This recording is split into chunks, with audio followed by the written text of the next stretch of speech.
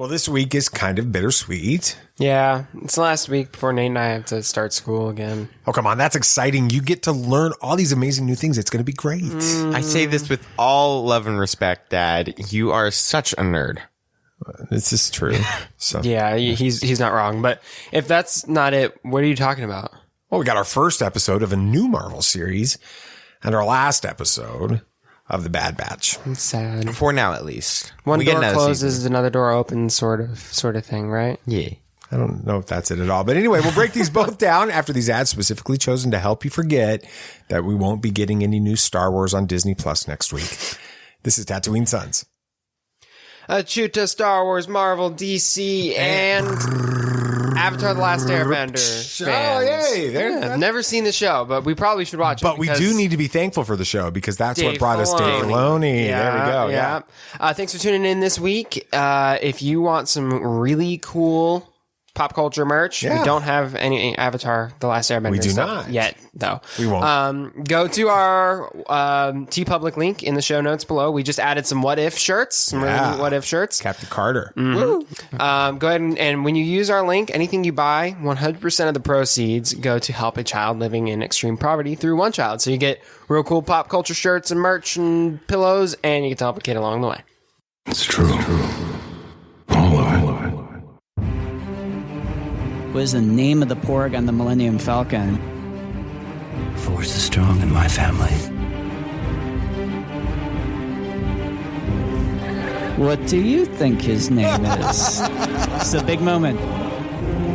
I am a Jedi, like my father before me.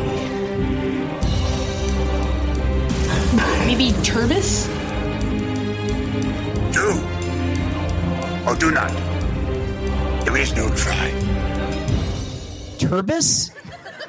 Pablo, if you're listening to this live stream, that porg's name is now Turbis. It's a good Star Wars name. We're not done yet. These guys recorded an awesome podcast called Tatooine Sons. Everybody was lit. Finally nice like seeing in person. Were you surprised at how tall Dominic was? Tall, He is a tall man. dude. He is big. It's kind of intimidating. Yeah. When you walk up to him. Did you guys hear, he called off the rest of his tour? Oh, he did? Like as of Saturday. Oh, of last no. week. Why? Because he was getting dizzy while driving because he'd been on the road so much. Did you guys hear what happened? Like he was going to like drive all the way back across the country and do it in just like really short spurts, and it was going to take him like 2 or 3 weeks or something. I don't know how long it was going to take him. A while, a lot longer than it should. A Star Wars fan, found out about it and is driving him all the way across the country to make sure he gets home faster. That's so cool. So he doesn't have to do it. That was pretty cool. Star Wars fan. There's still good Star Wars fans out there. Absolutely. And if you're a fan of The Mandalorian, you saw those the first season, episodes 1, episodes 3, you got Gecko, one of the bounty hunters in the Bounty Hunter Guild, that was hired by Greef Karga. And there's a lot of that character in episode 3. You see him in there quite a bit with it. We are fully on the bandwagon of make Gecko canon, and get him officially recognized as with the name of the character, and Dominic being able to maybe even play him in a future episode. That would be so cool. He is not dead officially yet. So so Dominic is kind of like, either tell me that he's dead or let me play him again. It's like Boba Fett. It's like a whole Boba Fett. It is. thing It's right very now. similar to that. So yeah, so that's pretty cool. Well, welcome. What show is this? I'm pretty sure it's Tatooine Sons. Yeah. It's our only show. That is the only one we do. Tatooine Sons, a pop culture podcast. Yes, not Star Wars. No, we do broadened talk Star Wars. Yeah, we've broadened our horizon. But we did, because we believe that pop culture is the mythology of this generation, that there is a story, it is written on our souls, and that these different myths speak to that story. And that's why we talk about Star Wars and Marvel and DC and other things. I'm the dad. Hi, Dad. Hi, Fighter. What's up, guys? I'm joined by a couple of really awesome sons that I've spent a whole lot of time with over the last couple of weeks as we were in Disney World and stuff like that. Sam, how you doing today? I'm doing all right. Yeah? Pretty good. Yeah. What you talking about? What If? First episode came out. It was really, You liked really it? good. Oh, yeah. Better than I expected it to be. Really? Mm-hmm. I was really anticipating this series, so it's be curious. Yeah, I'm curious to talk about this.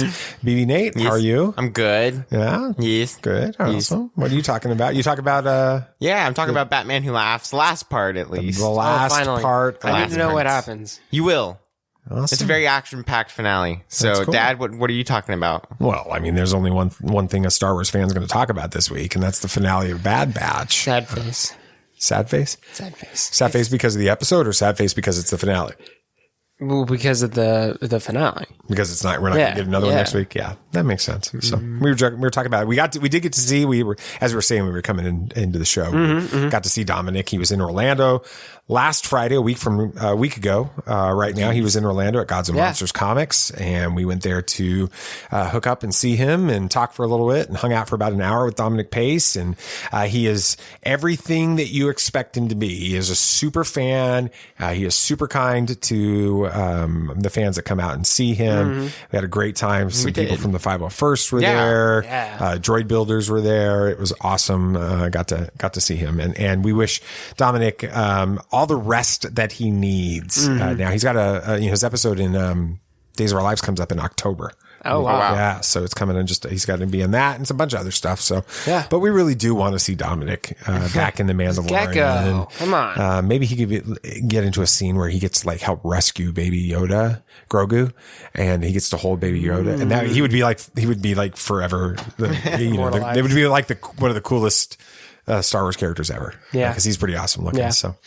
Would you guys enjoy going to Disney? I did. Yeah. It was hot, but it was a lot of fun. Yeah. It was really warm, but I mean, it was nice. It was nice. Not having to worry about the heat and masks outside and stuff. That made a huge difference. It did. Yeah. And then the fireworks show. I don't think I've ever seen that fireworks show at the end, at Magic Kingdom. I think that's new from when you It were was little. amazing. It was it was really awesome. cool. BB-8, we got to actually see some of the, the pre-show stuff in the different places. We did. Yes. That was really cool. What was your favorite one of all of them? Because we got Twilight Zone, Haunted Mansion, even got to see more of the Hondo.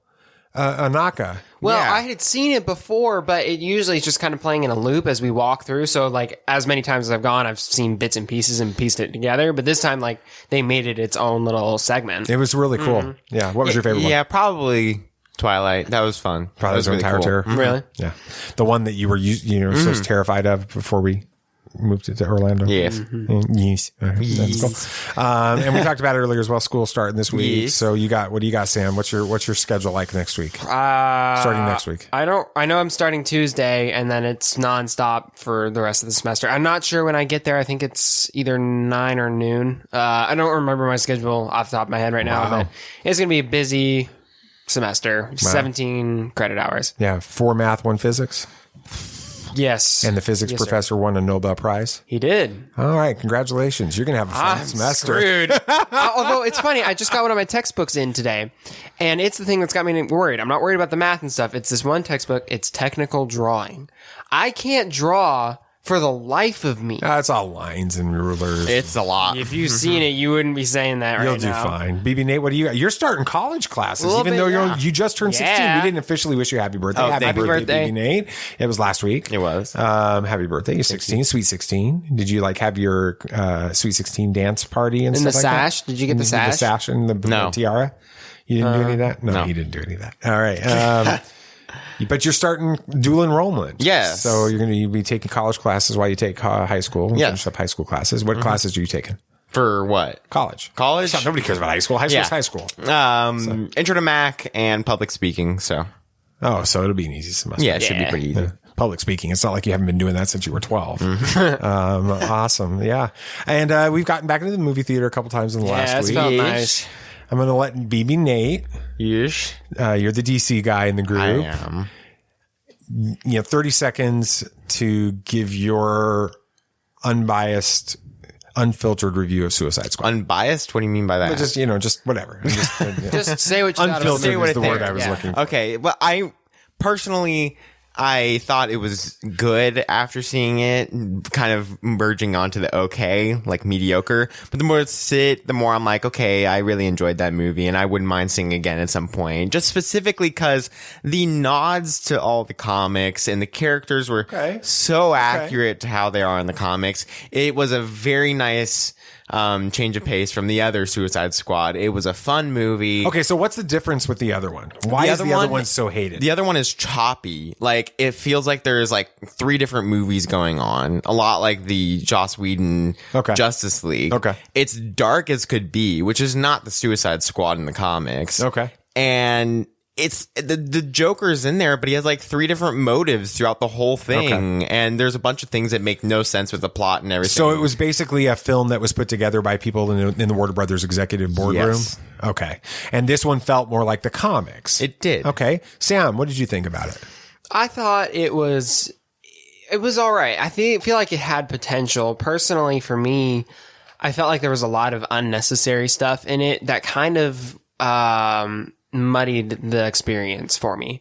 If you removed a lot of that stuff, I would have really enjoyed that movie. I think it had potential for the story. The characters were fun. I feel like, from what I know of the original Suicide Squad, they did a much better job at fleshing out the characters in this. Okay. So it could have been better, in my opinion. All right. I did not like it, how gratuitous the violence was in this movie. It was over the top to the bordering on.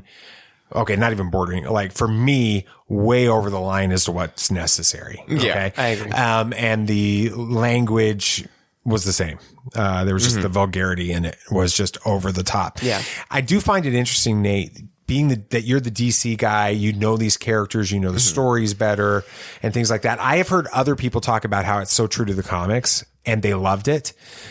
Do you think that for those people that are completely uninitiated to these characters in the comics, that they may not appreciate this movie because it's just, it makes no sense to them? And that's exactly why I think you guys didn't enjoy it, because you couldn't connect to the story. So you were paying attention to what was on the surface, which, if you could talk about it, the surface was violence and language. That's pretty bad. That's how it was, the movie. But me, I looked past those things and looked at the characters and the story and how accurate it actually was, and just how the characters acted like how they do in the comics. And I guess like Starro is a big deal character in the comics. He's like the first mega creature villain or something. Well, that in DC Comics. Well, that the Suicide Squad faces. Yeah, right? That the Suicide Squad faces. It was like the first big mission for the Suicide Squad was Starro, and so for us, it was stupid. Yeah, but for you, it's nostalgic. It's nostalgic. It's accurate, and personally, I am interested in seeing where they're going to go with it. Now, what you guys need to understand is we saw this movie Monday evening. We have not had this conversation up until now. And the reason I didn't want to have this conversation was, first of all, I wasn't even sure we were going to talk about it on the show because I didn't want it to turn into something where we were like, one of us was trying to debate the other person or whatever. I really appreciate why you liked this movie now. It makes a lot more sense. And I've heard other people in the last 24 hours say that. And so I was curious to see if that's why you brought that up. That's awesome. We saw another movie. We did. Which I think we're all three in agreement was fantastic. It really was. We saw the Aretha Franklin biopic that's coming out this weekend called Respect. That movie is fantastic. It was really good. Real quick, Sam, what did you think about just in general? Why did you like that movie? Well, I'll be honest. Before that, Nate and I had spent like 6 hours, 7 hours at an arcade. This was your birthday present, at a VR arcade, and I was very tired. So I was hoping that the movie was going to be boring, so I could take a nap. The movie was not that. It kept my attention the whole way through. It was really, really interesting to see like what happened to her and like where she her development and stuff and the way it ended. It was phenomenal. Yeah, really Sam or BB Nate, what did you think about it? Why did you like it? I enjoyed it. The story was great. I loved seeing all the aspects of this one of the greatest entertainers of our time, because I didn't know much about her story before this, and so it was nice seeing that. I think that from the person who loves film, from my side, the acting was phenomenal. The music was phenomenal. The writing had a couple points where I felt a little off, and you're just like, okay, that was a bad day for the writers. And the editing was a little strange too at some points. But overall, great movie. And Thank I really you, Leonard enjoyed it. Maltin. And there's like 6 people listening to this show who knows who I'm talking about. Yeah, when I don't say even know Leonard who Maltin. that is. If you seriously, if you know who Leonard Maltin is, tweet us about it on Twitter at Tatooine Sons and just say, I know who Leonard Maltin Tweet is. us at Twitter. Twitter Just got really old. That's explaining why you know who Leonard Maltin is. And then I can't help myself owning a Twitter. Anyway, so you liked it for all that? I did. Mm-hmm. I loved the redemption story. The fate, I did not know about Aretha's backstory. I just, like you said, I knew her as an entertainer with this.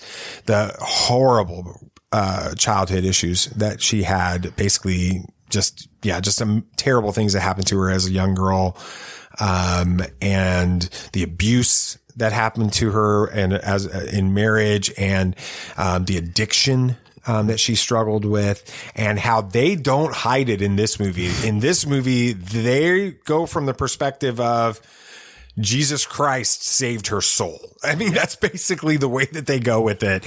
And the movie climaxes with the redemption story. And it's fantastic. If you have one movie to see this weekend, I would suggest you go see Respect. It was really good. But we got one more we're going to see this weekend. We're going to we're going to see on Sunday afternoon. We're going to go see Free Guy. Finally, we've been waiting for over a year to see this movie. Exactly. That's going to be a lot of fun. I think we're looking forward to that. So, we spent 15 minutes talking about stuff that has nothing to do with our show. So I'll move forward. This, the 2-part finale of The Bad Batch, in my opinion, was a perfect reflection of season 1.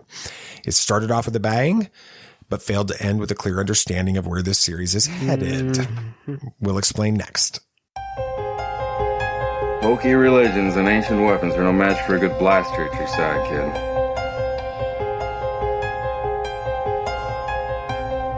Rebellions are built on hope. Force is with me, and I am with the Force.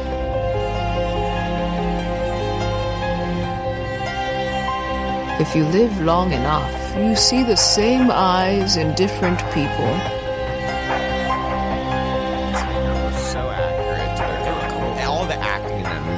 So great. Yeah, the acting was fantastic, and the visuals were fantastic. And Peacemaker had probably the most accurate portrayal from that. It was really cool. Well, you know what? I'm almost willing to let you give me some background and let us go see this again, and try it again. Yeah, seriously, because I mean, I appreciate that this is a movie that is getting unbelievable reviews. It is from Disney. It is from Disney. No, from DC fans. So anyway, all right.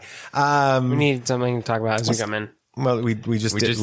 That was it. Nobody told me that. Exactly. That was the point. All right. So let's talk a little bit about this Bad Batch episode. Peel back the curtain there. Episode 15, Kamino Lost, or 15 and 16. We didn't get to talk about it, but we predicted it would be a 2-part finale. It was, because we know our Star Wars. Because we smart. And this is our first chance to talk about it. So let's, initial reactions to the finale. Okay, first off, I have to mention this. I mean, we're okay going to the spoiler territory, right? Everything we do. This show is all spoilers. The best part of this episode was seeing Kamino sunny. What was that? Yeah, that was weird. I'd never seen that before. That was just at the very end of the episode. It was. I didn't think that Kamino ever stopped raining. I've never seen Kamino sunny. It's like, so the cloning facility is no longer in existence, so it stops raining? Yeah. Maybe they produced the rain as like a cover from the satellite. It's a cooling system. That, for the cloning and you can't facility. see it from satellite It took imaging. water cooled to a whole new level. That's right.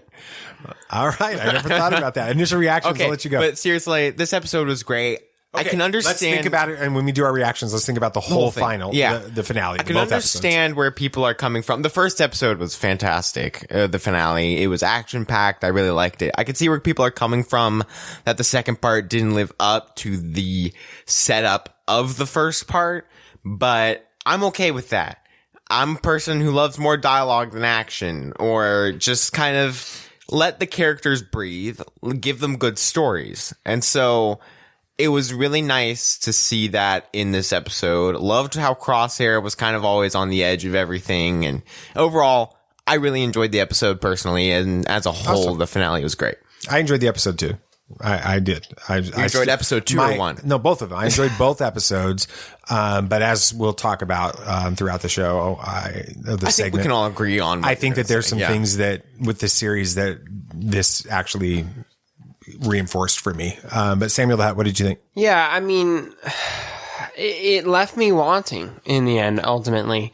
It let me down. The first one, it set up a lot, and then in this one, they were nothing happened in the end. They just escaped the facility, and that's it. No greater mission. Crosshair's still not a part of the team. I mean, nothing happened. Even going back to, obviously going back to Rebels, the final episode of season 1 is a fantastic episode. It's high energy. It's, there's big revelations in it with who the Inquisitor is. With that's the first time we had ever heard of the Inquisitor origin stories. Right.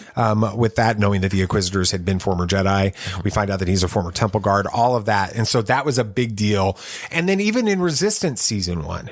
Yeah. The finale of Resistance season 1 is one of the best episodes of the entire series as it overlaps with the stuff in the Force Awakens. And so I think we all went into this final episode, the one that came out today, expecting something more than we got. We got character development. We got the close of the Kamino storyline and all of that.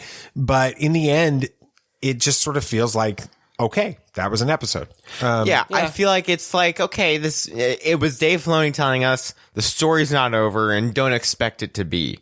Because sometimes season 1 finales, like, in normal primetime television, they give away that this either show can be canceled and they end it, or they give away for it to lead into the next season. Do you think that there was talk of not having a second season? Yes. 100%. And so the only reason and maybe we didn't even with the tag on with the Lama Su stuff. They could still end it. They could still end this show. Yeah. Yep. It does feel like what you're saying, like a primetime TV show ending. Like, it could go either way. I'm not saying that this is a primetime television show. No, but you're using it as an example. No, I think that the metaphor works really well. Let's talk about the episode. We do know they're getting a season 2. Yes. And so that's exciting. And we'll move forward with that. We'll talk a little bit about that as we go forward. But, you start off where this episode, the finale episode, picks up right after, where episode 15 left off. Clone Force 99. They're in mortal danger. Admiral, is it Rampart? Admiral Rampart is given the order to completely obliterate the cloning facilities on Kamino. And then Nate, when Rampart asks a clone commander about the status of the bombardment, what did you think about the way that clone gave his update to Rampart? It kind of felt like he was sad, like distraught that his home was just destroyed and he was the one that had to do it.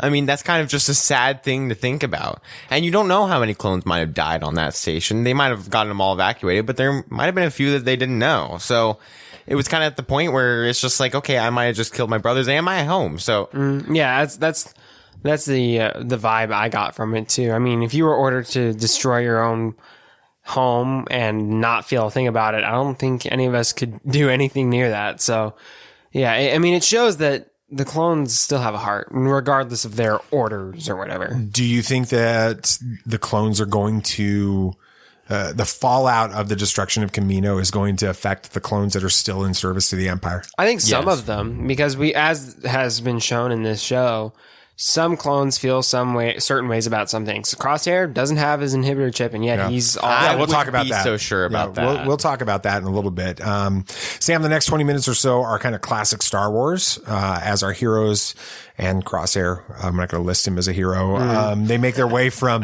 one harrowing situation to another. It's very similar to all the heroes on the Death Star in A New Hope, or through the oceans of Naboo, Phantom Menace, where it's just like one thing happens and then the next thing happens. They get out of it. The next thing happens. And that's going on throughout for basically the next 20 minutes. What did you feel, or how did you feel about those sequences? Yeah, I mean, I thought it was fun, and it did feel like Star Wars. Plus, it was neat to see some like underwater stuff, because we don't get much of that in Star Wars. All we've gotten is Naboo, yeah, and that's it. So it was neat to see more of that and like the creepy big, monsters and stuff. But I kept wanting them to get out of the situation so we could get somewhere with the story. I don't mind those kinds of sequences, but when one of those sequences is playing, that's taking away from time that something else could be happening, if that makes sense. Yeah. BB Nate, what'd you think? I enjoyed them. I thought it gave some time for it to breathe while still having action in it. It allowed character development to happen without it just being few people sitting around a table talking about their feelings. So it worked. It worked for Star Wars. It worked for these characters and how they act. And so I enjoyed them. Good. All right. Well, after they, successfully navigate all these multiple levels of like video game like challenges. It did feel like that. It did. Omega is kind of faced with a critical moment of choice for herself. Omega's cloning tube. So they basically get in these cloning tubes and they're going to propel to the surface and go find the Marauder with this. Because the tunnel's broken off. Right, exactly. And then Omega's tube that she's using to get to the surface gets caught in some rubble and then it's kind of dragged down to the bottom again. And then you have AZ kind of comes to save her and to help get the stuff off of it and propel it back up. But his power finally runs out, which is a running storyline throughout the entire. It gave me Big Hero 6 vibes. It did. That's true. I hadn't thought about that. But he completely runs out of power and like disappears. As he's or floats back down to the surface of the ocean or the floor of the ocean. Which how did they make me feel bad for a droid I only met like? Well, let's talk about that. I mean, Sam. One of the things we've learned about Omega throughout the season is that everyone matters, right? With that, and we saw that again here as she breaks out of her tube to go rescue a powerless AZ. How do you feel about Omega being willing to sacrifice her life for a droid? Oh, this is not uncommon in Star Wars at all. The connection between Luke and R2 or Anakin and R2 and Poe and BB-8. Like, I mean, it seems like this connection between droids and their I don't want to say owners or masters. It's more like friends at this point. It is a very strong connection in Star Wars, and it makes sense. The storytelling and writing does a great job of, yes, they are droids and they have programming stuff, but they also have personalities and character that you feel for. Yeah, BB Nate, what did you think about the relationship there? I enjoyed it because, of course, I love droids, and so it was really cool to see that in this movie. It did give me very Big Hero 6 vibes, but it felt really interesting about how Omega would sacrifice her life for a droid who might not even get power back. We don't even know that. And so it was really, really good to see that. And I enjoyed that aspect. Yeah. So Nate, it becomes pretty obvious that Omega isn't going to have the strength, or even the breath to make it back to the surface when she's trying to lug AZ with her. Hunter realizes that, and he says he's going to go out and get her. But then Crosshair, he pulls out his rifle, and it looks like he's pointing it towards Hunter. You and I both had this really puzzled look on our faces. Yeah, we were just like, happened. What in the world? That doesn't even fit. It felt completely out of place. Of course, Crosshair then goes and he shoots a cable into AZ to bring both that droid and Omega to the surface, saving their lives. Why do you think Crosshair chose to rescue Omega? Because I think that it just matter. He's like, okay, I think he's still maybe has his inhibitor chip. Still, no, I think that they've pretty much established he's removed. Yeah, there's a couple points though where they've had some subtle instances that are exactly like what Wrecker had. He's sitting down, holding his head in the same place that Wrecker was holding his head. Right. Oh, maybe there's some damage or some residual from that. Do you not see the scar on his head? They took it out. I think that it's been established they've taken it out. I think it's gone. I don't know. Okay. I wouldn't be sure. Right. So, but I don't know why Crosshair would do that. We haven't gotten that yet. But I think that there is some good left in it. I mean, yeah. Okay. Yeah, I don't think he's necessarily like a super bad guy. I think he's just on the wrong side of things, you know? Even Hunter said, just because we disagree doesn't mean we have to be enemies. You know, I don't think he's a bad guy. He's just aligned with the wrong cause. Mm-hmm. Well, this is really, in my opinion, probably the most significant plot of all of season 1. It's this conflict between Clone Force 99 and Crosshair. Right. Now we've, just like you were talking about, both of you guys, we've debated this before. Is Crosshair redeemable? And is it the inhibitor chip that's causing him to serve the Empire? Again, whether or not he's in, we can debate that and find that out, for the future. But Crosshair says in this episode that he's making his own choices, that this is not about the inhibitor chip, that he's chosen his side and he's chosen the Empire. Nate, there's some that are suggesting that this reveals that the chips only drive the clones towards what they're already built for, and that Crosshair doesn't really have a choice. This is just his nature. He's the good soldiers follow orders guy. That's the way he was built. He's got his orders, and he can't really even make any personal choices in this. How do you feel about that? I don't feel like that's...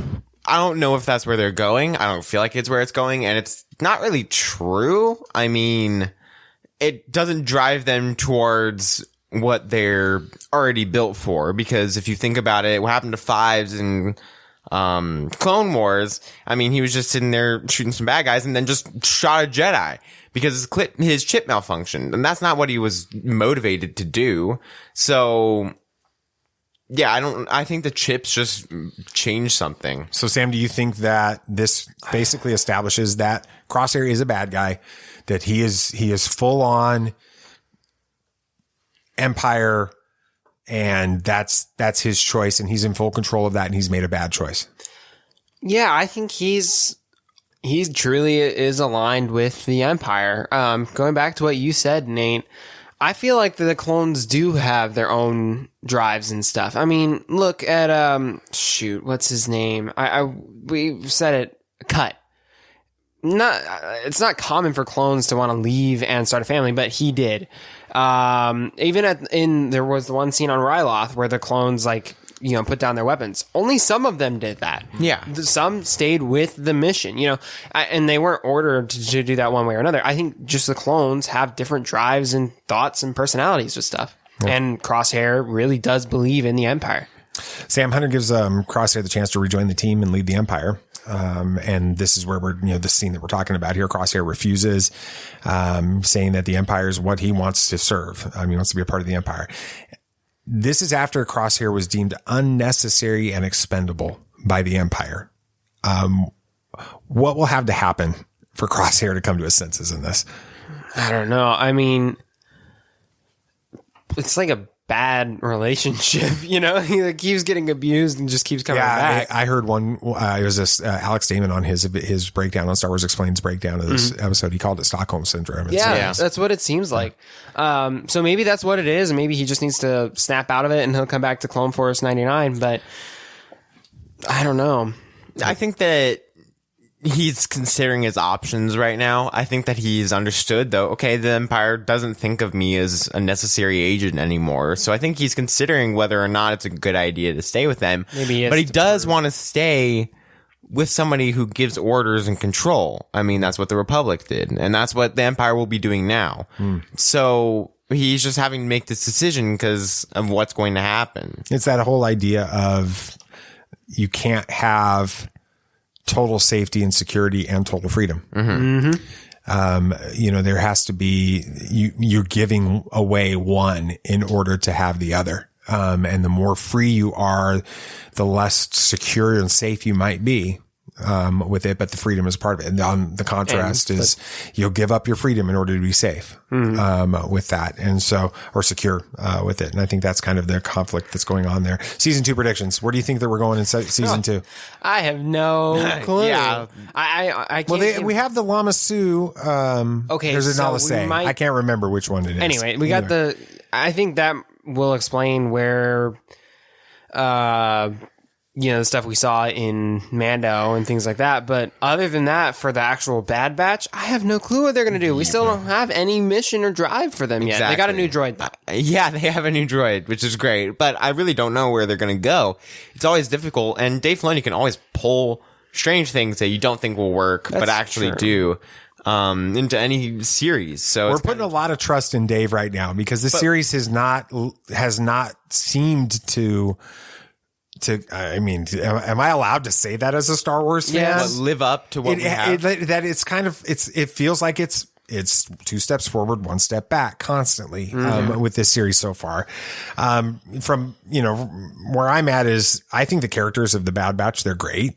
But after 16 episodes, like you guys both said, I'm not sure where we're going with the show and why we're supposed to care about the Bad Batch. It's kind of like, you know, Savannah likes ranch dressing a lot. Your girlfriend, she's addicted to ranch. Well, you know, some people. Problem. I've heard her say things like, you know, there's certain foods that exist just simply to be a carrier for ranch dressing. I agree with this statement. With that, season 1 feels like it existed simply to show us what happened to Kamino. Yeah.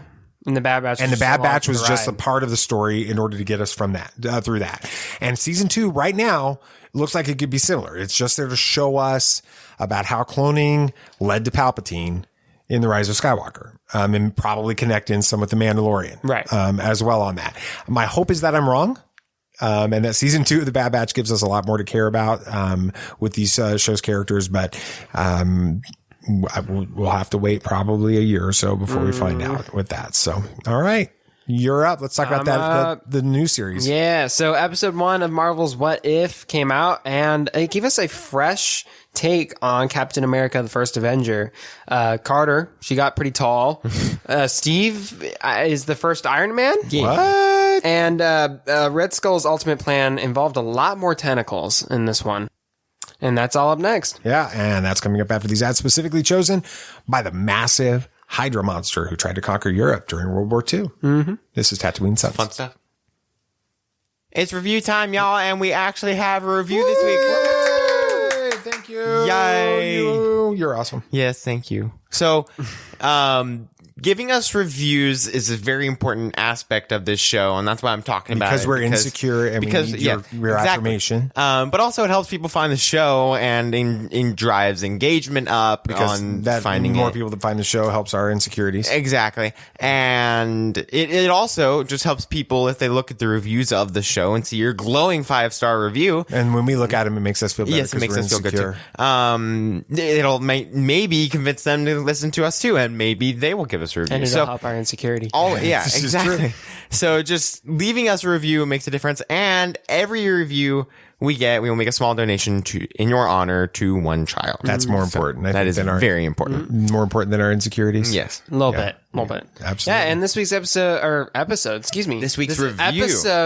This week's episode's review, that's what I meant to say. I promise. Comes from Jordan Bean. Yeah, our friend Jordan Bean.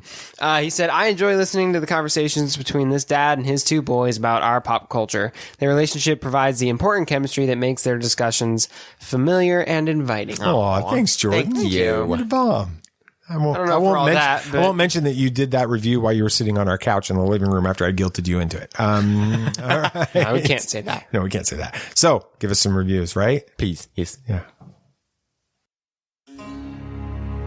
Be on your guard. There are older and fouler things than orcs in the deep places of the world. All right, then, keep your secrets.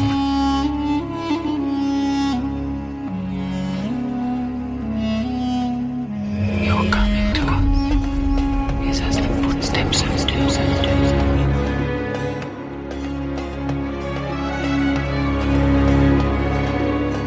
There are many magic rings in this world, Bilbo Baggins, and none of them should be used lightly.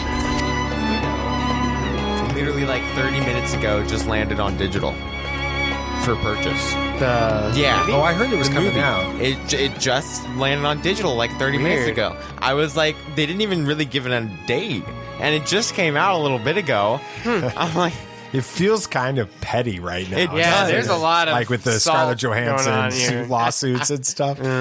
It's like they literally last night. And I also heard that Scarlett Johansson is actually being considered for a role in the DC universe now. I don't know what she could play, but I don't know. They're going to choose her as Black Canary or something. I don't know. Yeah, that'd be wild. Her shooting. Would that be her shooting? No, Black Canary. She's a singer then, right? Yes. Yes. All right. Yes. Anyway. Yes. All right, yeah. So Marvel's What If came out, and I'm going to take a page out of Nathan's book and your Long Halloween review. And instead of just going through the episode, we're going to go through the episode and talk about the differences between it and the first Avenger. And thank you, Screen Rant, for coming out with an article that went through all the differences. No way. They had one for you? They had one for me too. Because I was worried. I didn't have to go back and watch the whole movie. The plagiarism from Screen Rant is It's not heavy. plagiarism. We love you, Screen Rant, and we're crediting you right now. They don't credit us sometimes, though. They have. It has felt like they have listened to the show before. But we're sitting here crediting it. Yeah. So anyway, yes, Screen Rant, thank you. But first, the first big scene is when is the super soldier transformation scene, right? I thought you were going to say the Watcher. I'm like, that wasn't in First Avenger. No. That was the what if moment, right? Peggy decides to stay in the testing chamber as opposed to going up in the observation room, right? And then that Hydra spy, instead of leaving, I watched the scene just so I could make sure I was understanding. Instead of leaving that bomb in the observation room, he put it in the testing area. Okay, which was different than the. So did was he the one that moved things out? Actually, that's what the article said. It's almost like it was his what if moment too, because he was up. He left the bomb up there too, so things were a bit different there too. But then he blows it up, but he actually blows the place up before the transformation. In the movie, he blows it up after. I know. I wondered that. I wonder because he was courteous in the movie, but not. He was courteous. So he wanted to see if there was a thing. No, honestly, he's the reason. Feels like all this he's happens. the what if reason. Yeah. Not Peggy. Yeah. Okay. Thank you, Hydra Spy. So is he a variant now? Are we going to see him on? He's the variant. In the Void. The Void. Void. What are you talking? Isn't that where the variants? Oh, go? the end of time. Yeah. But there's no end of time now, really. So I'm confused. Anyway, so then the spy kills Dr. Erskine and Colonel Phillips, actually, the Tommy Lee Jones character, and critically injures Steve, which forces Peggy to hop in the thing so all millions of dollars of this stuff doesn't go to waste. So then she undergoes the transformation, and funny enough, her transformation exactly mirrors Steve's. Like, her eyes open up, and then she's like in the same position when it opens back up and stuff. So it's very similar, like mirroring what happened in First Avenger. But it's different too. There is a big difference if you guys recall. They didn't talk about woman. No. Well, that does make a difference. But in the movie, The First Avenger, you start hearing Steve screaming, and they start almost turn off the experiment. Yeah. She didn't scream, and she didn't do any of that. No, well, she's a soldier. Yeah, she's tougher than Steve. Mm-hmm. But what happens is, since Erskine was dead, he didn't he wasn't able to give that final motivational push to Peggy like he did to Steve at the end there. So that already really changes stuff. But if you actually, throughout the episode, it still follows the events of First Avenger very closely with differences as you go throughout. So the next scene is that kind of pep talk scene, when they're when Steve was getting the blood drawn and she was getting her blood drawn and hopefully get something out of it.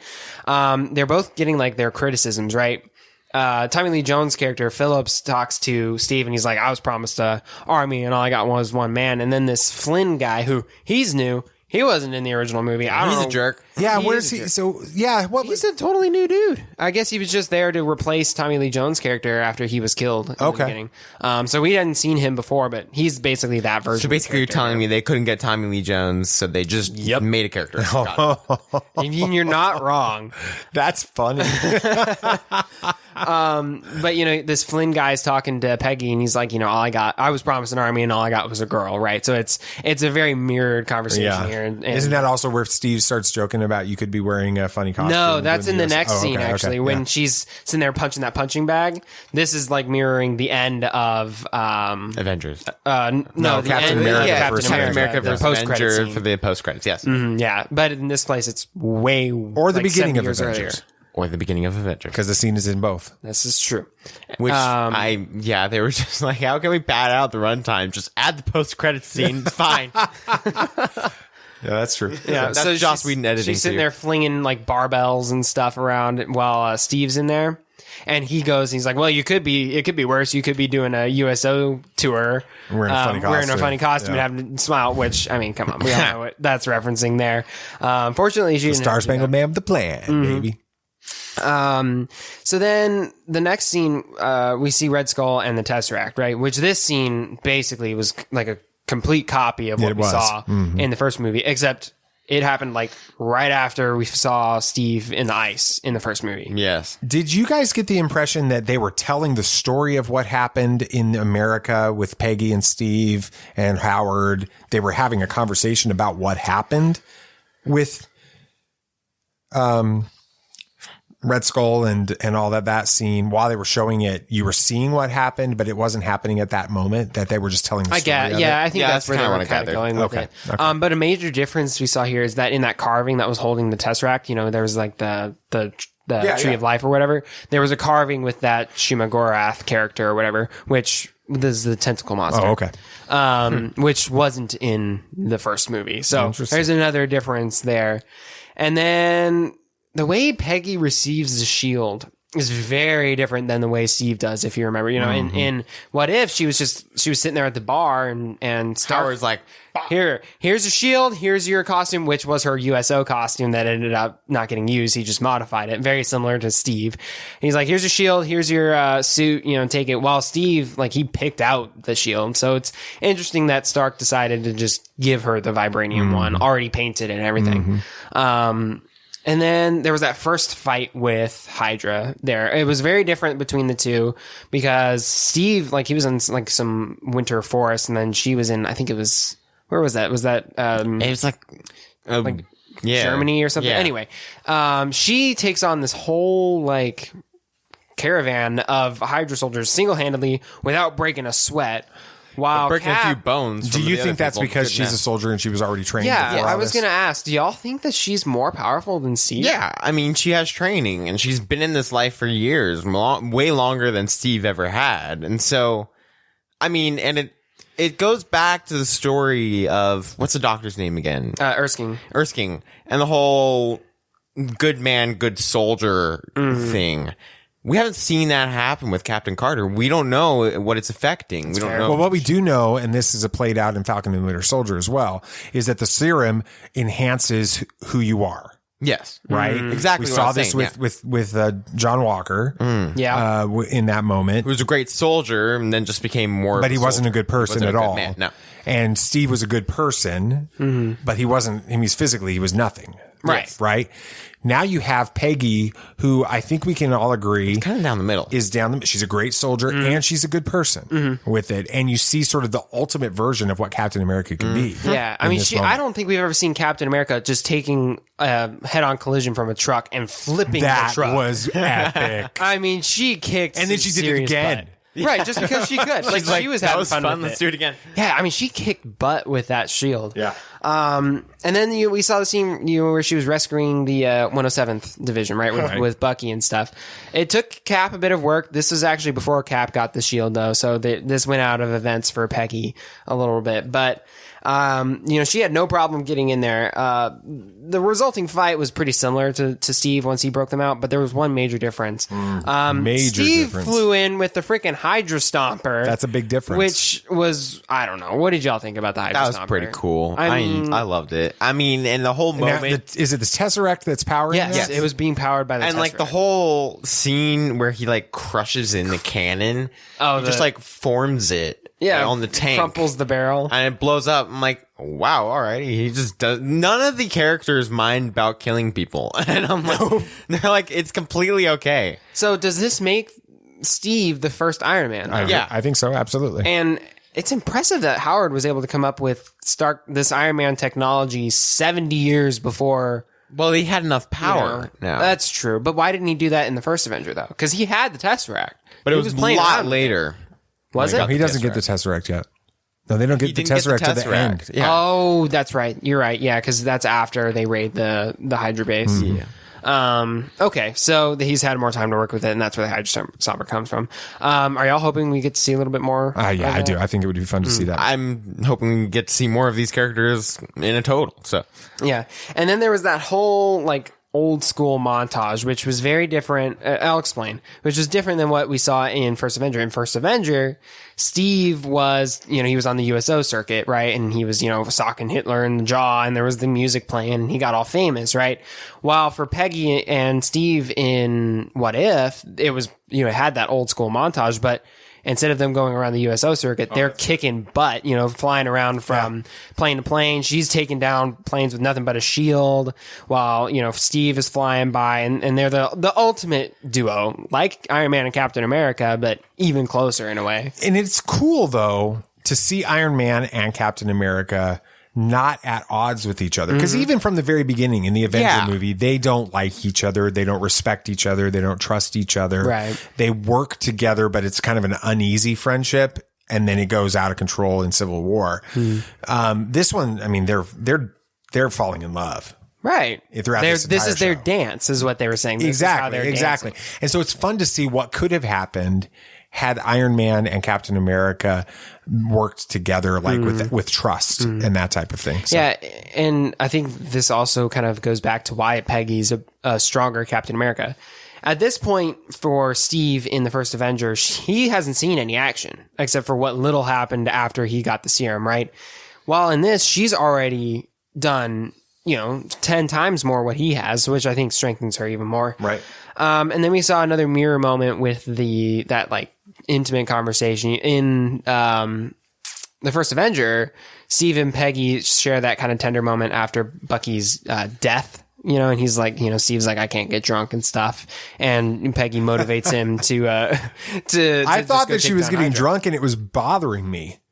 In this one, I'm like, no, that doesn't fit. And then she mentions it. Yeah. But in What If, this same kind of conversation happens, but it's actually before the attack on the train even happens. And it's just, she's just dealing with this mantle of being Captain Carter. Weight of it. And instead of Peggy being the emotional support for Steve, Steve's being the support for Peggy. And the whole conversation is much more upbeat, and there's a lot more of like a connection between Well, the yeah, two in because this Bucky one. hadn't just died. Yeah, so that kind of would put a dampener on That does things. change the dynamic slightly. Just a little bit.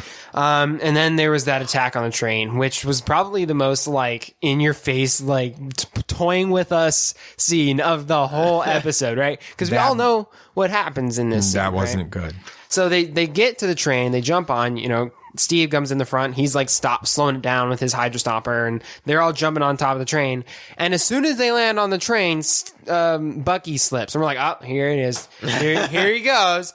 And then he's hanging there. Right. And Peggy catches him and pulls him back up, and he's fine. Pulled my and he's arm like, off. oh man, you could have ripped my arm off. That was not right. That was a cheap blow. That was a cheap move. That wasn't very nice. And then Steve blows up, and he goes down the mountain. Blows We're like, up. oh, I guess he's this version of this universe's version of Winter Soldier. Now. I really thought that's where they were I think going. everybody was supposed to think that that's where they were going with that.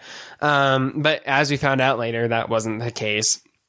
But what did y'all think about like them toying with us there? And they were just like, playing how with our much fun expectations. can we have with this scene? And so they just went with it, which is what I've heard of the whole writing room of the series. They're just like, do whatever you want and put it on paper and just send it. That's like how it is. They're like, they gave one rule for Spider-Man, and it was just make a good Spider-Man story. And that was it. Like, because that's what all they're wanting. They're wanting weird, wacky stories just to tell. Because But I like how they're telling a weird, wacky story, but it's also like mirroring the events of the first I'm not movie, quite too. sure how. Like, all the other ones seem to fit. Like the ones I'm thinking. I don't of. know how they're going to fit zombies. Exactly. I don't know how they're going to fit that. Maybe Age of Ultron. Is that the or one that they something. took out? Because they took out one that was too dark. No, that was before the trailer and They stuff. didn't do an episode because it was too dark. Oh, okay. They didn't even finish it, but That that was the one everybody wants to see. yeah, Right like now, all we're all the- like, release Show the it. cut. We're Come like, on. you already have a TV 14 show, so Yeah, just that was release it. surprising. Yeah. I wasn't expecting. I mean, it didn't. I don't think it. Well, they should it was They well, they can't just produce it. They had language a little bit, and I mean, just the body count that Carter This one, had. Yeah. Okay. So, yeah, and anyway, then they were entering the Hydra base. This is another moment where Peggy upstages Steve. She goes in there, beats the crap out of all of the Nazi soldiers, and then the guys come in. Like, she's like, hey, yeah, y'all This are clear, let's sequence felt like the Captain America First Avenger Wii game. go. Yeah.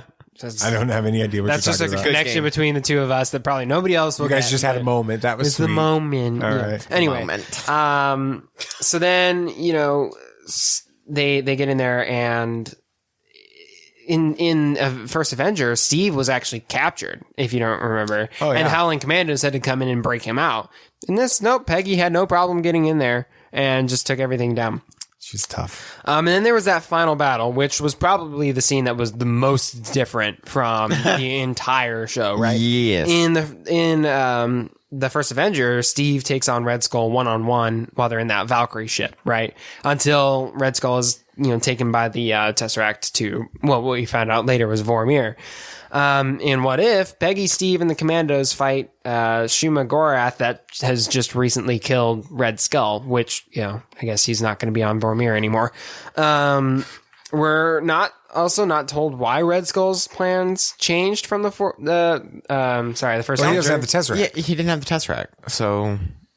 And then, he had the Tesseract. He got it back. Yeah, he had. What was the scientist's name? Scientist dude. Toby. His name's Toby in the real world. Oh yeah. Seriously, his first name is Toby. I can't remember. It is Arnim Zola. Yeah, yes. That guy. He wasn't there for most of the movie. That's true. He was there for a lot of the movie, and he helped further things along with that, with weapons. But and he was the one that he was the one that came up with the weapons.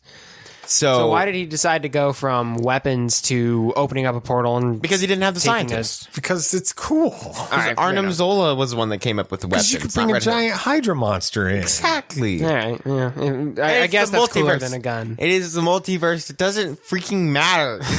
All right. There's a DC fan coming out. So then the scene ends with Peggy forcing Shuma Gorath back into the portal, right? Because she's the only one strong enough to do it. I'm just impressed that you can pronounce that word. Shuma Gorath? That's like some of those names in the Old Testament right there. Yeah. I could be completely wrong with the pronunciation. It could be Shuma. Works for me. Shuma Gorath. I don't know. Shuma Gorath. Shuma. That's very Hebrew. Very Hebrew. Shuma Gorath. Anyway, as she's forcing him into the portal, she's telling Steve, she owes him a dance and stuff, mirroring what happens at the end of the First Avenger. And then she goes in the portal too, and it closes. End episode, or so we think. Yeah. And then there's the end credit scene, sort of, where it was kind of mixing the end of the First Avenger and Avengers, actually, where they were opening up a portal, but instead of Loki coming out of the portal, it was Peggy coming out of the portal. Something a little weird about that. The reason that Cap lived so long was the fact that he was stuck in ice. Right. I think what happens is in that dimension, time stopped or didn't, or moved wherever so she much went. slower. Time didn't happen, and she just came right back. Yeah. It was like, weird. Or it moved like way slower. Like it was maybe a couple seconds for her, but it was 70 years for us. Right. I mean, come on, think Invincible. Right? Yeah, I know. There you go.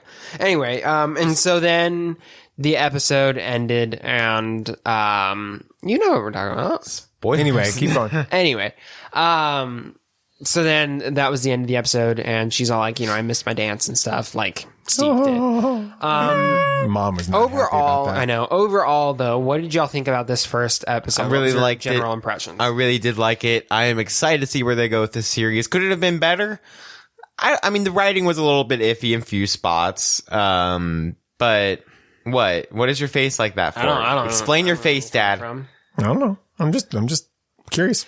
It just the writing was just, and like I remember a couple spots where I'm like, okay, that just felt really off and just kind of out of place. But overall, I really enjoyed it, and they kind of had to change.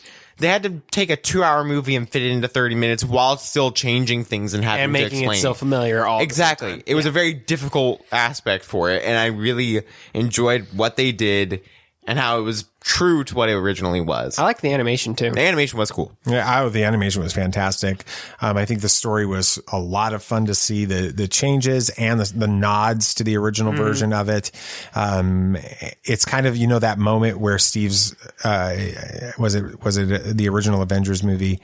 I understood that where he's reference. like, I understood that reference. Yeah. It kind of felt like we had like a dozen of those moments. Yeah. Oh, I get where that comes from. Oh, I understand the whole USO thing. Yeah, exactly. And so, it was a lot of fun. It was a great first episode. My understanding is that from those that have seen the first 3 episodes, that they just keep getting better and better.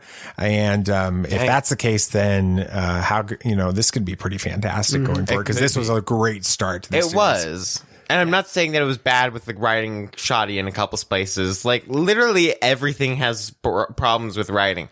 I just really overall enjoyed this episode, and I'm excited for the Doctor Strange one, of course. Is that coming up? I don't know. We have no idea. I think it's Guardians. We know which what is the next episode. I is. think I heard a rumor that it's Guardians. Okay. One. All right, cool. Well, episode 1 of What If was a super fun time. It gave us a really interesting take on a familiar story, and we know from the trailer that we're not done with Captain Carter just yet. Really? Yeah, she encounters Doctor Strange. Yeah, remember? Oh, I forgot about that. Yes. Yeah. Probably like in a mirror Avenger story now. Oh, that'd be cool. Anyway, so be sure to tune in next Wednesday to see what new stories we get. Nate, are we almost done with this story? Yeah, I just want Bruce to be happy and okay. The comic book? Yes. The Batman Who Laughs? The day is here. We're going to finish the Batman Who Laughs storyline. I'm so excited. So look, we just need to get to it because I really want to talk about this because it's great. Yeah, and that's coming up after these ads, specifically chosen to celebrate the conclusion of our deep dive into the weirdest comic book series ever. Oh, they're Stranger. This is Tatooine Sons. So, got a review this week. We did. Sold a t-shirt this week. Oh, we did? Have a couple t-shirts this week. Nice. So, the Bed Betch t-shirts are going pretty well right now. Hunter, Rika, Tik, Ika, Omega. Did I get any others? I think that's it. I think those are I didn't do Crosshair on there because he's not a part of the team. He's a bad guy. He's a bad guy. Anyway, so all of that has helped us to be able to provide some additional funding for One Child, and we're super excited about that. If you want to learn about how you can become a superhero, take the super serum, become a child champion, an enhanced clone, whatever you want. You just go with it, but not the Batman Who Laughs because that's a bad guy. He's a very bad guy. Okay, he's he's evil. Okay. So if you want to learn how to be a child champion, go into the show notes, click on the link for One Child, learn a little bit more about how you can change a child's life. Have you ever danced with the devil in the pale moonlight? Yeah, I can fly.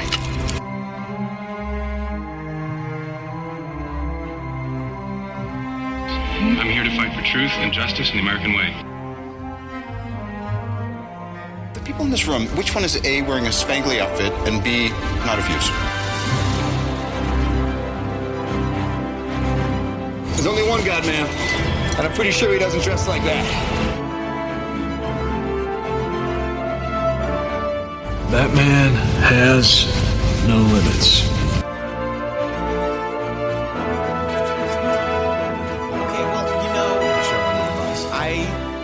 Constructive criticism is a great thing. From a 16-year-old. And okay, I can have opinions, right?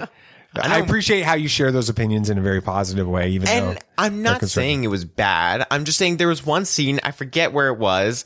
It just felt a little off. It wasn't bad writing. Overall, you liked the show. It just felt off. Yeah, I love the show. I love animated shows like this, and I am so excited to see where they go. So if Ash Bradley, if you listen to this episode, I apologize on behalf of BB Nate for his criticism. I can apologize for myself. Yeah, the opinions expressed by... The opinions expressed by BB Nate do not necessarily reflect those of the hosts. Wait, he is one of the hosts. The other hosts. The other two hosts. So, all right. So are we talking about Batman Who Laughs now? Are. You DC man? We are. Okay, well, don't throw that on me. I like Marvel too. It's just not as good as DC.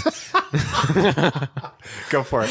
So we're going to be talking about the last part of Batman Who Laughs. But first of all, I want to get your thoughts on the series up to this point. It's been whack.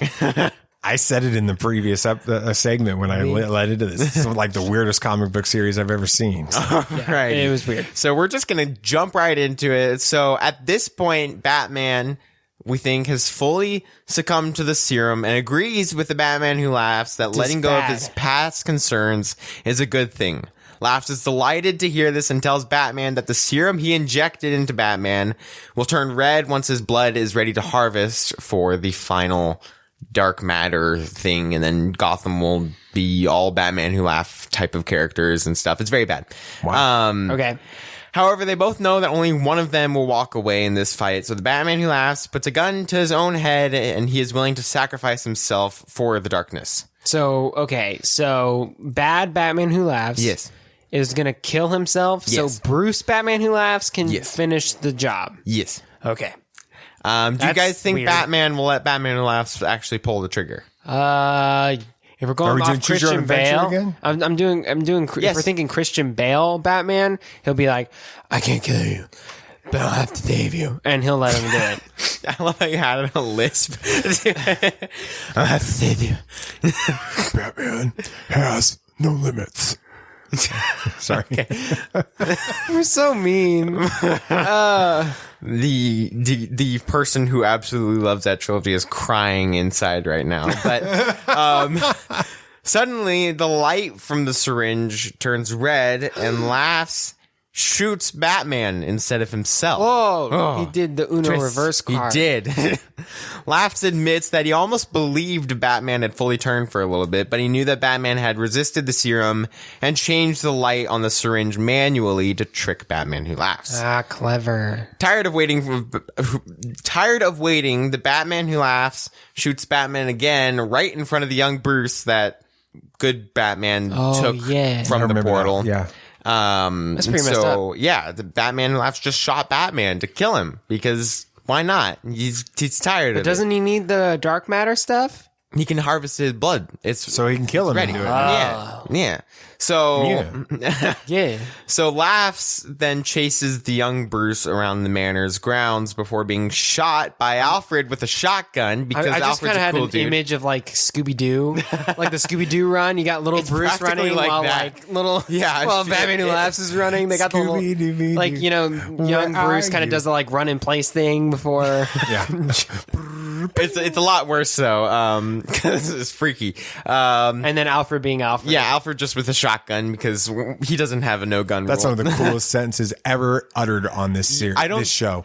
Wait, the is entire that where history that panel comes from? No, the entire history of the podcast, we have not had the opportunity to say Alfred with a shotgun. Alfred with a shotgun. It's actually well known throughout comics. There's a specific comic where Bruce is talking to Alfred and he's like, I don't like having guns in the house.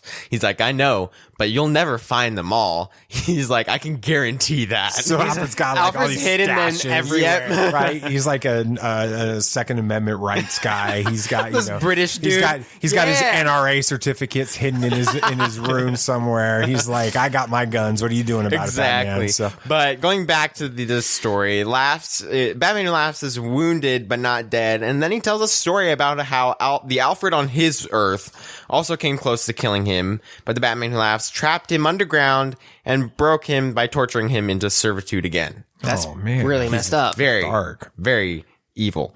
Alfred keeps the gun pointed at Batman Who Laughs, and then, surprise, the good Batman kicks Batman Who Laughs from behind him, his back, and knocks him down. He's dead. alive.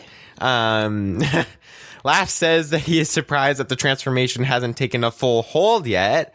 And then suddenly turrets rise from the graves around them and shoot electric harpoons into Batman Who Laughs. Of course he's got electric harpoon turrets in the graveyard, because why not? Of course. This is just what Kevin from Home Alone would be like if he grew up and had money. Like, electric harpoons. Yeah. Are you finished? Or are you hungry for more? Whatever he says in that one scene. Batman then admits to Batman Who Laughs that he was right in some things, like how the good Bruce, like how Prime Earth Batman, the good Batman, is the worst Bruce out of all of them, and that it actually does feel good to fully let go of his morals at some points. Then Batman picks up his mother's headstone and starts beating Batman Who Laughs with it. Oh my gosh. So do y'all think Batman is fully transitioned yet? Or no, I think he's just really pissed off. Really, really angry? That's all right. That's intense. I'm visualizing this right now. Yeah, it's exactly like you're visualizing. It's in the rain too. It's really a lot. Batman Who Laughs is harpooned right now. Yes. And well, he just pulled the harpoon out of him. Okay. So he's fine. And he's fine now. And Batman is taking a headstone and beating the crap. Okay. And then Batman Who Laughs says, "Save Martha." Yeah. No, sorry, Nate. What would Martha think? He's literally beating the tombstone of her. Did he pick like that one, or did he just reach over and it I happened to be think his he might have mom's? picked it. It never really was described. It was just If he that picked one. it, that's twisted, bro. Okay. Alfred walks in front of Bruce to stop him from killing Batman Who Laughs, but Batman pushes him away and continues beating the Batman Who Laughs. As that is happening, the transformation takes full control as shown by the syringe turning red. No. And Batman thanks Laughs for turning him into a better version of himself. And right as he is about to give the killing blow, Joker runs in front of him and says, "You're welcome," before shooting him in the arm, rendering him unconscious. Dude, what now? How do you shoot him? Like with a shot or with a gun? Yeah, with a gun. How does that make him unconscious? Because he already had like 3 other bullets inside of him, and he was losing shock. blood. It was due to shock. Yeah, and he was cold and I everything. thought Joker was dead. No, remember? Alfred revived him. Joker ran away. Oh, that's right. It's like the Jingle Bells song. Yeah. What? Yeah, Jingle Bells. Batman Jingle Bells. smells- Batman smells Robin Lady. Batmobile lost the wheel. Joker ran away. Oh. See? So the song was really written about this comic. Yeah. Did you guys expect Joker to show up again? No, or I did you forgot think all we were about just him. done? No, he thought he was dead. I don't remember. I'm still trying to figure out why. Why did he stop him from killing Batman? Oh, because I guess he could use him. Yeah. Never mind. That was All a right. dumb question. So 2 weeks later, we see Batman is still... Batman's unconscious now. why didn't they kill him? Who? Batman Who Laughs? No, Batman. Oh, why would they kill Batman? Because he's the Batman bad who laughs guy? now. No, let me explain stuff. Well, though. then we're waiting for it. You keep God, interrupting. dude. Jeez. So 2 weeks later, Batman is still healing from the injuries he sustained that night, and a transfusion he received from his alternate younger self had almost completely restored him back to normal due to the blood's unique properties. See? Okay, but So little boy Batman's blood helps to Because save. it had didn't have dark matter in it, and it counteracted the dark matter in his bloodstream. So they just kept like They didn't kill young Bruce, okay? No, they just kept like pumping I'm blood just out of him. confused, and- though. Batman Who Laughs isn't dead, No. right? Joker isn't dead. No. They incapacitated Batman. Yes. Why didn't they kill Batman? Because he's good now. They could transfer him from the younger No. Bruce. Why didn't the Batman Who Laughs and Joker kill Batman? Because Batman Who Laughs was beaten to a pulp, already unconscious. And Joker, why would he kill him? I mean, he wants to keep him alive. He wanted to keep him alive. Yeah. Okay. And Alfred wouldn't kill him. Because he's Alfred. He's cool. So the Batman Who Laughs is now imprisoned underneath the Hall of Justice. And all of the dark metal / matter that was used was melted down and used to restrain Batman Who Laughs in So it. he's being held in chains of dark matter metal. Yes. That's pretty cool. It is pretty cool. Underneath. the But I thought the Hall of Justice was in space. no. That's the Watchtower. Oh. Yeah, you didn't know that? No.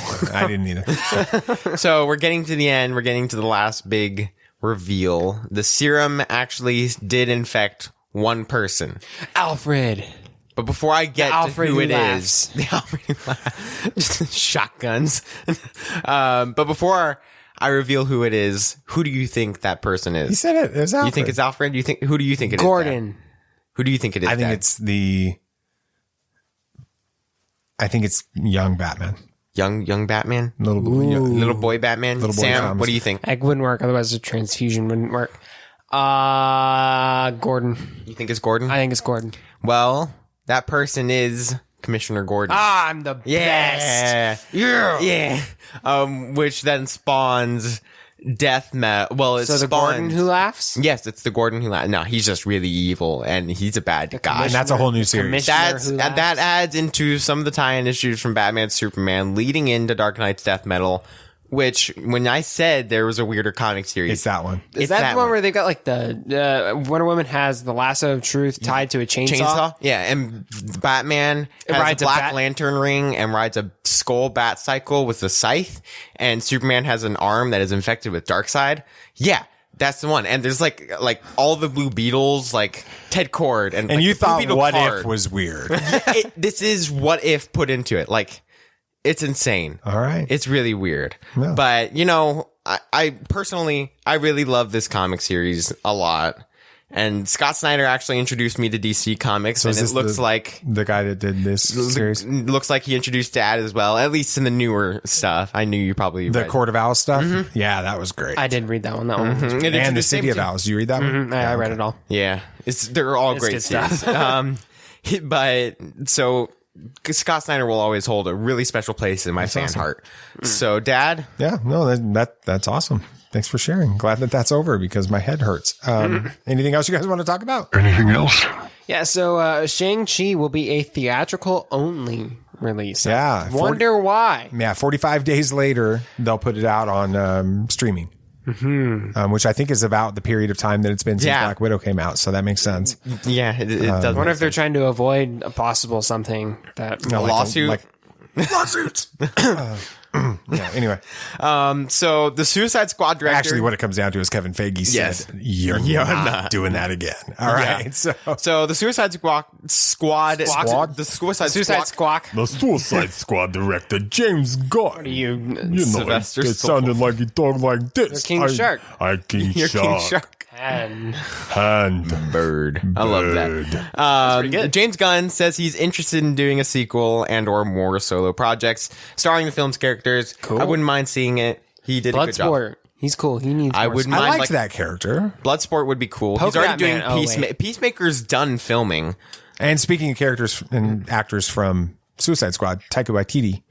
Did you guys know he was in that movie? Yeah, he was Ratcatcher. Well, I knew that, but I didn't know beforehand. No, I didn't know beforehand. I just saw him. I'm like, he's in everything now. Yeah, anyway, his Star Wars movie is finally the script is written. There's a finished storyline from it. And his quote, the way he describes it, he says, "It feels very me." Is what Taika you know, Waititi. I'm curious to see how Free Guy plays out this weekend. Yeah, I mean, he didn't direct that. He just plays. He's just in it. Oh, really? Yeah. Okay. Yeah. Well, still, like he was in Green Lantern. We don't talk about that. Even they don't talk about that. Even BB Nate doesn't talk about the Green Lantern movie. Yeah, well, that's cool. All right, well, thanks for listening to Tatooine Sons, a pop culture podcast. If you had a good time listening, please share this with your friends anywhere. That'd be great. You can even share it with your enemies if they'll listen. Yeah. And, of course, the show is only a small part of Tatooine Sons, so be sure to like us on Facebook and join our Facebook group and follow us on Twitter. And I mean, we're on Instagram, but we don't really do a whole lot. I think I forgot the login. So that tells you that. Yeah. To get in on, so do that to get in on all of the action. Yeah. And don't forget to follow the show on your favorite podcast app so you don't miss the next episode. And remember that if you drop us a review on podchaser.com, we'll make a donation in your honor to one child, and you'll help a child living in extreme poverty, which would be pretty cool. What are we talking about next week? I don't have Bad Batch. What If 2? You have something to talk about next week. I don't. I got to figure out some Star Wars. What are you talking about? You going to go over death metal? No, we're going to change it up. We're going to do something different. We're going to talk about movies, the releases of the weekend, of that week, and I guess we can talk about movies I saw.